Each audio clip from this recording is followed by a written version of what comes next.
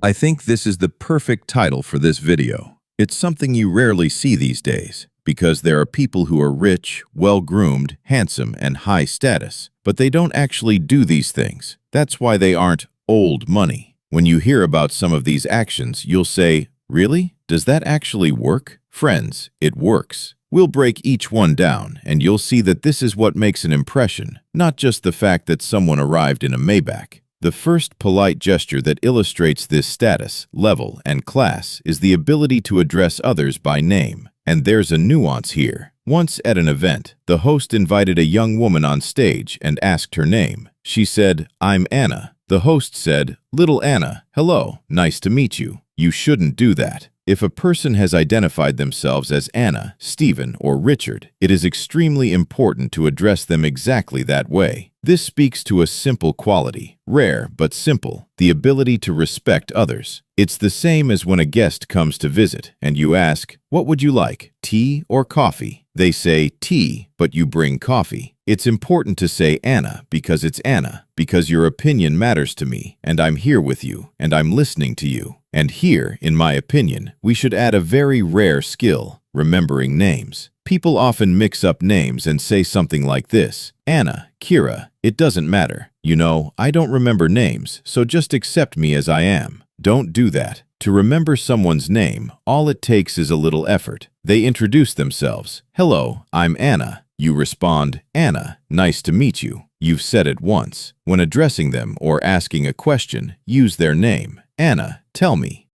It's simple. Use it. The second polite gesture of a person of status from the old money, a self-assured person, is the ability to express gratitude, and not just with a perfunctory "thank you, thank you." It's important to do this specifically, with a clear description of what we're thanking them for. It often happens that when someone does something nice for us, when they've done us a favor, we automatically say, "Thank you." It's very important to articulate what you're thanking them for. What are you thanking them for? Why was it so important to us? And the person will be very pleased to hear something like this. "You know, your help just now was so timely. I was wondering who to turn to. Thank you for letting me come to you and for never turning me down." It's not just "thank you." In this explanation, I'm using the word "thank you" to highlight the uniqueness of the person I'm talking to. It means that your help matters to me. I'm grateful for what you did, and I'm grateful for who you are.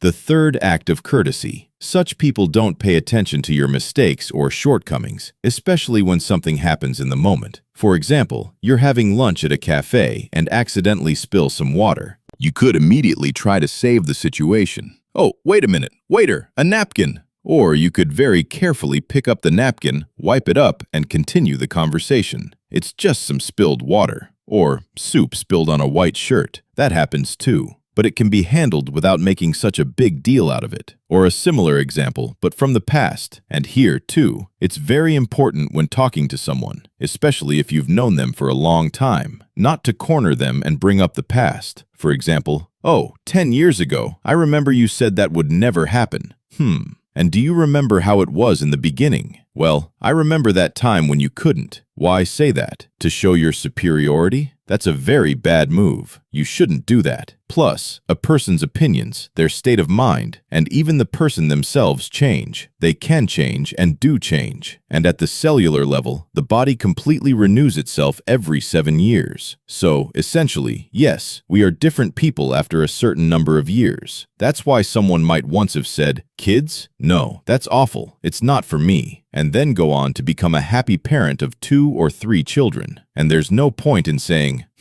but I remember you said at the beginning that this wasn't for you. Why did you change?" Well, everything has changed, my dear, and that's normal. A polite gesture that today looks almost like a chivalrous act, the ability to keep one's word. Today, especially with so much content, so much information, so many distractions, we often hear, "Oh, I forgot. Oh, sorry, it completely slipped my mind. I'll finish it later. Make it up to you, I promise." The result is a mountain of unread messages, unanswered messages, a mountain of meetings you planned but canceled, many tasks, promises you didn't keep. And against this general backdrop, when someone promises you they'll send the documents today and actually sends them today, it feels like a godsend that they promised and delivered. Is that really true? We don't even hope that people will keep their promises. And so, when someone keeps their word, it's simply a feat of the highest order for us. I'm sure there can be, and more importantly, there should be, more people like the ones we're talking about today. So please like this video so it spreads and reaches more people. Another polite gesture. These people don't correct their partners or friends in public. It often goes like this. A couple is sharing a story about some shared experience. They were on vacation, on a trip, doing something, working on a project at home, and one starts correcting the other. No, that wasn't your brother, it was mine. No, it was actually Sydney. No, you're mixing things up again. Or, it wasn't Turkey, it was France. There you go, mixing everything up again. Oh, I get it, that's just how you are. Question: why do you do this? What are you expecting? What kind of reaction? Usually, it leads to irritation or your partner feeling embarrassed. Well,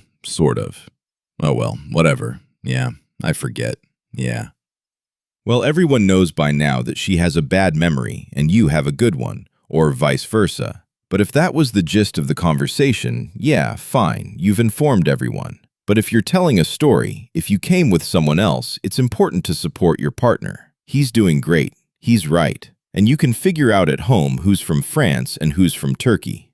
If at some point in the conversation, in certain situations, or in communication you feel uncomfortable, realize that you didn't finish your point, didn't make your case, or weren't understood correctly. It's time to check how your so-called magnetic field works, how well you can attract the right people and opportunities to yourself, and most importantly, how well you can negotiate. A powerful gesture of courtesy that also says a great deal about a person's status is the ability to speak about your partner, husband, wife, or loved one with respect and by highlighting their dignity. Without cooing, but by paying tribute to certain qualities of the person.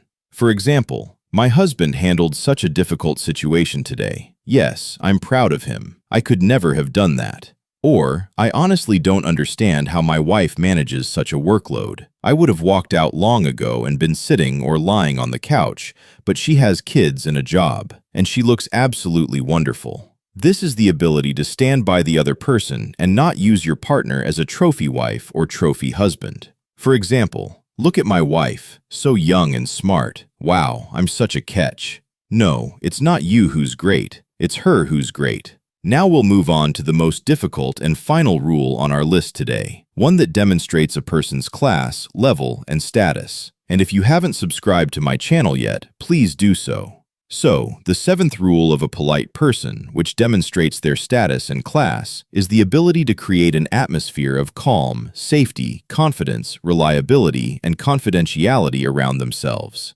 When interacting with such a person, I am completely confident that they won't pass on my words to anyone, they won't gossip about me, and I can trust them. They will see and hear me fully, with all my light and shadow, and I will feel at ease with them. Therapists have a wonderful phrase, "I see you well." It means that no matter what happens, you are okay. I'm here, tell me. And when a person creates this space, they become absolutely irreplaceable. And all the secrets, all the mysteries, all the advice, we bring all of that to them because we know we'll be accepted and given wise counsel. And they won't mind if we don't follow it because they respect our choice. I'm sure that if you've watched this video all the way through, you'll be able to put all the rules we've discussed today into practice, and your interactions with others will become easier and you'll feel different. And most importantly, this sense of status, it will come to you on a physical level.